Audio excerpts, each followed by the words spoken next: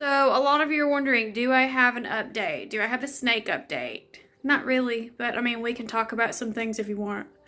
I did have some things I did want to talk about that you might like if you are interested in potentially getting a snake one day or in the near future.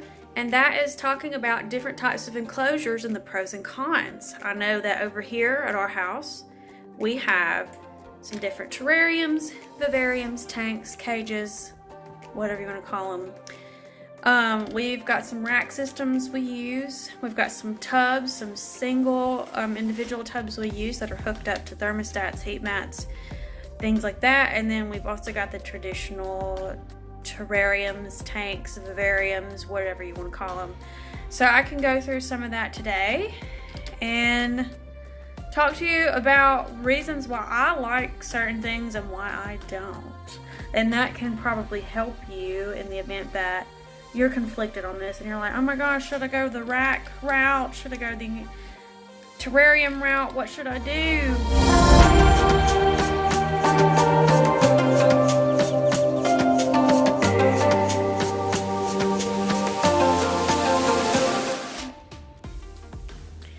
Okay, look, I had to change Priya's water ball. You wanna know why? Because this one, she kept flipping it over, and every time she flips it over, I have to change this because the paper towels get like soaking wet, and it literally becomes a bathtub in here. And this one right here, I cleaned it out. This was from my rabbit that I had. It was her water bowl. This one is a lot heavier, it's a little bit smaller, it's not as wide, and hopefully she will not be able to tip this over. Because literally every day, she would tip over that one. I'd have to come in here, take all this out, take her out, because I don't want her to get scale rot. Scale rot is something that can happen if, say, your substrate or the bottom of your enclosure is way too damp and the snake literally sits in water or moisture like all the time.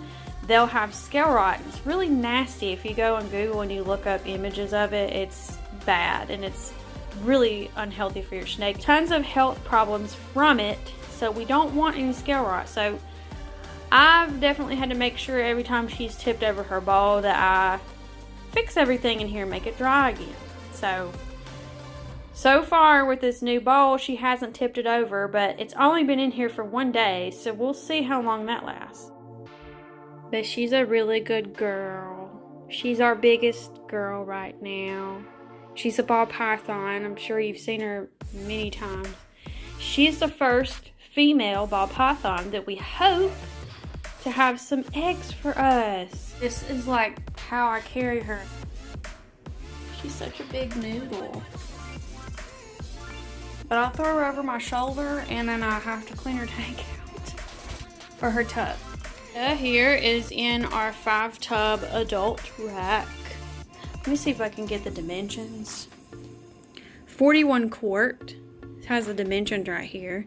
So this is about the dimensions for a sub-adult to adult ball python can stay in here.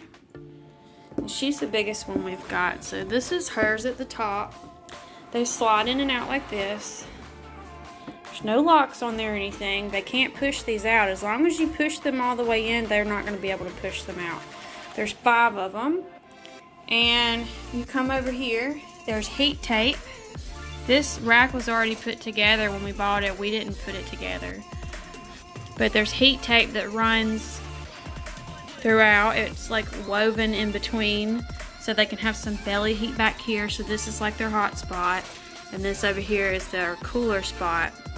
So you want your hot spot to be about 90 degrees. We have our thermostat over here that's hooked up.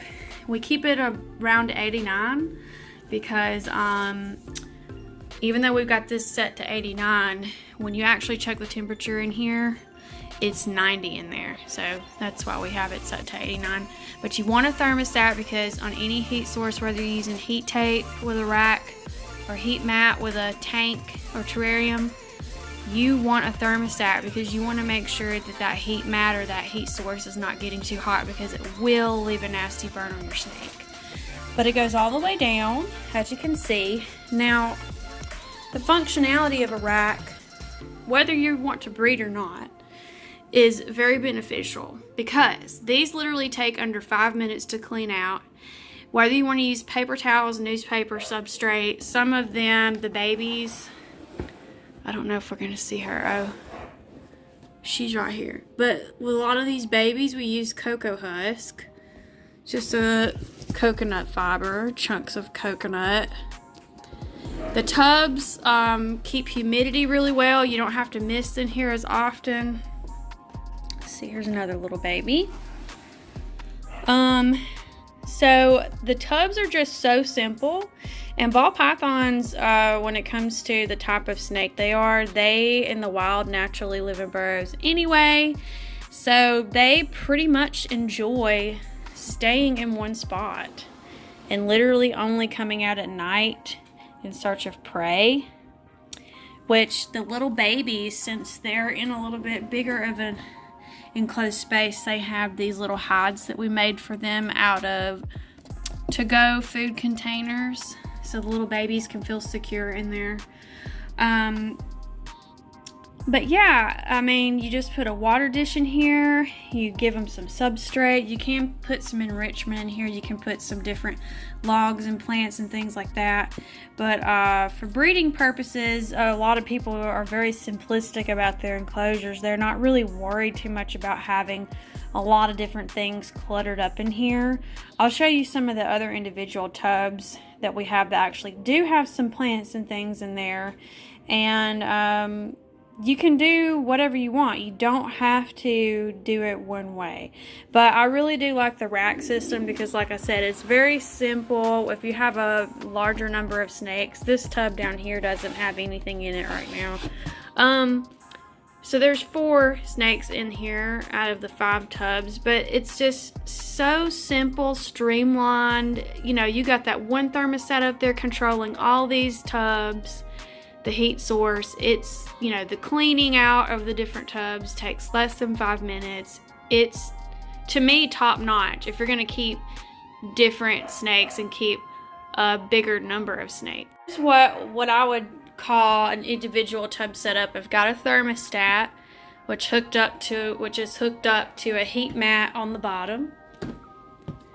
And this tub is from Target. It was $17.99, so not expensive at all. Huge tub. This is bigger actually than the 41 quarts. You could keep a boa in here, like a juvenile boa in here. You could keep a lot of colubrids in here at their adult size. You could keep an adult ball python in here. I mean, the possibilities are endless. Now with these, you have to do these holes. We have a soldering iron we use. You have to do these holes. Over here, you don't have to do holes because there's this tiny little bit of space. When you slide the tub in and out, you don't have to worry about oxygen. But these you have to worry about adding some holes because you've got this lid that stays shut. Once you open this, same setup.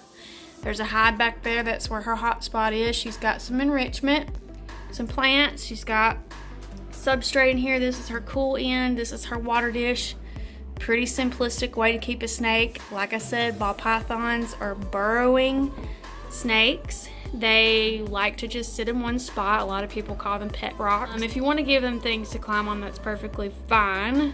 But this is a fine setup for a ball python. Now, the parts where you see the substrates move, she's actually moved that around. When she slithered around in here, it's not that I haven't put enough substrate in here. This is a Sterilite 80 quart tub. This I would recommend for a baby boa constrictor. If you're going to keep a boa, they're arboreal, semi-arboreal. Don't know if he's going to show his face. Same essentials. He's got a warm hide back there. He's got some plants. He's got a water dish. Let me see if he's in here. He's probably in his hide. Yep, he's back there hanging out. Whoops. Messed his little setup up. Okay. We've got a humidity gauge in there too that tells you the temperature and it tells you the humidity. This has 4 latches on it too, and we also had to do the oxygen holes with the soldering iron. But look, you can tell by looking at this tub Look at how well the humidity is kept in a tub versus a tank, which I'm going to show you in a minute. This right here is an identical tub to the other one that Zahara is in over there. You've got your thermostat still hooked up.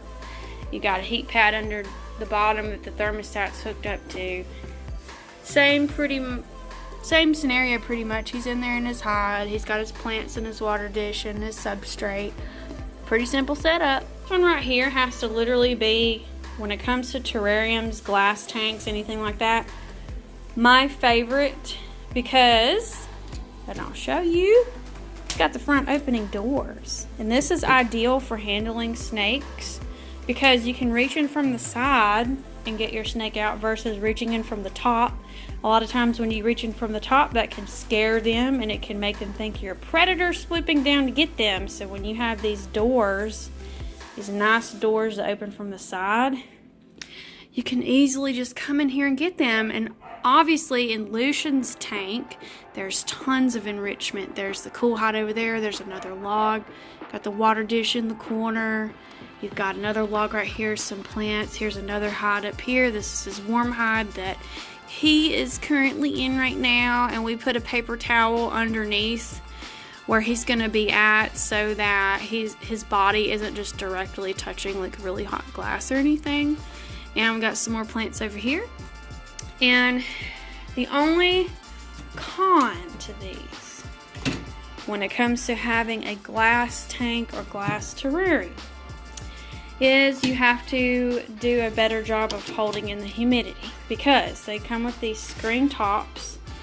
Naturally a huge problem for holding in humidity. So we have to keep towels on one side of the top where the lamps are not. We have to keep this towel moistened with a spray bottle with water. We also have to spray the inside twice a day at least to keep the humidity where it needs to be between like 60 and 70. When he's shedding, we need to keep it a little bit higher than that. But these heat lamps right here, they're going to also work against you because you've got the screen top, which is a problem. Doesn't help you hold in humidity. And then you've got these heat lamps. And even if you use a CHE, he's got a CHE for nighttime, which just emits heat. It doesn't emit light at all. But whatever heat source you're using from above, it's going to also add to the issue of your humidity going down throughout the day. So you really have to, if you're going to have a tank with a screen top and you're going to use some heat lamps, things like that, you really have to make sure you have a way to cover part of the screen top to help hold in some of the humidity. And you're really going to have to miss the tank and pay attention to your humidity gauge, which he's got one in there. So that's that for this one. I really do like this one. This is my favorite. It's the Exoterra Large Low. The dimensions are a 40-gallon tank, but the height is a little bit shorter than your standard 40-gallon. It's 12 inches high. The standard 40-gallon is going to be twice as high. But that is a little tour of an Exoterra Large Low. You can get these for, gosh, I think they're around $200 or a little bit more over at PetSmart's where I got this one. So it, it is a little bit of a, it is a little bit of a buy there if you're not, if you're looking for something cheaper, but it's very nice and functional. And I actually blacked out the sides for him. I took acrylic paint and I painted the outside so that the background that already comes with it, encloses the back, and then he's got the two sides that are blacked out. This is a standard 40-gallon, so this has the same floor space as Lucian's Exoterra Large Low, but this is higher. It's twice as high. This is Nala's enclosure. The top is a lot similar, but it's got this little hatch right here that can be convenient when you're feeding if you don't want to have to take the whole entire lid off. I actually hate this one because look, you have to undo all of these little latches. They lock. And then you have to take the heat lamps off and set them to the side, and you have to take the whole entire lid off to access anything, versus the Exoterra Large Low I showed you, which has those front opening doors, which is fantastic. I would definitely recommend that one over this one. Now this one is bigger when it comes to height, so if you have a boa constrictor, reticulated python, a young one, juvenile baby, This would be great for you to do an arboreal setup because you can do some branches that go even higher up here. So this does have a lot of potential if you're looking for something a little bigger for your baby snake to start out in, or if you even have a colubrid, an adult colubrid, like an adult king snake can live in here, or an adult hognose snake. There's a lot of possibilities with that. So certain species of adult snakes can live in here, but you really need to research what that is so that you don't end up with a snake that gets too big for this enclosure when it gets to its adult size. But this is perfect for juvenile, like subadult ball pythons, subadult boa constrictors, you know, baby reticulated pythons, things like that. So this is another tank. This is a 20 gallon. Our dwarf reticulated python is in here. She's a baby. Or she's 6 months old. This one, the pro to this one is it has this drawer. When you want to clean it out, it has this drawer. You turn these knobs to the right, and you can pull this drawer out by the handle, and you can clean it out that way. Back is this opens from the top, so you don't have those nice side doors like I showed you on the Exoterra large low. So when you open this, it's gonna be like this. And like I said, they can assume you're a predator. I haven't had any issues really. I just use the snake hook technique like I showed you in some of the previous videos to let them know it's not time to eat. But these also do come with these little hatches right here if you want to use that for feeding. This is the All Living Things brand, or generic brand over there at PetSmart, so they all come with this latch right here. But you still, unfortunately, have to do the towel thing, where you have to have half of this screen top covered up with a towel that you keep damp, so that you can help hold the humidity in. So, but everybody has a thermostat hooked up to a heat mat on the bottom, and then you've got the day lamp, and then the CHE for nighttime. So that's a little bit of an example of the All Living Things 20 gallon terrarium. And these are fun for baby snakes, juvenile boas, juvenile colubrids, things like that. Like I said, our dwarf reticulated python that's 6 months old is in here. She's going to be moving to a much bigger enclosure around the holidays when all of our enclosures we ordered come in. We ordered a lot of nicer, bigger PVC enclosures that are going to be way better than this. When I get the PVC enclosures in, I'll talk a little bit about those, because those are going to be, as far as display and ease of functionality, those are going to be my #1 recommendation, because you don't have to deal with a lot of the problems you have to deal with these when it comes to the screen tops and being able to hold in the humidity. But that's a little bit about Enclosures. This is Cobb. Get him out for a minute so you can see him, because he's really pretty and he's awesome and he's one of my favorites. He just turned 6 months old. He's a jungle boa, BCI boa. But I hope you enjoyed this video, and I hope it helped you pick out some different enclosures if you are, like I said, thinking about a snake in your future. They're fantastic pets. We have a bunch of different kinds. If you haven't already, please like and subscribe. If you also haven't already, please like and follow us on Instagram. Our name on there is @magic_city_morphs.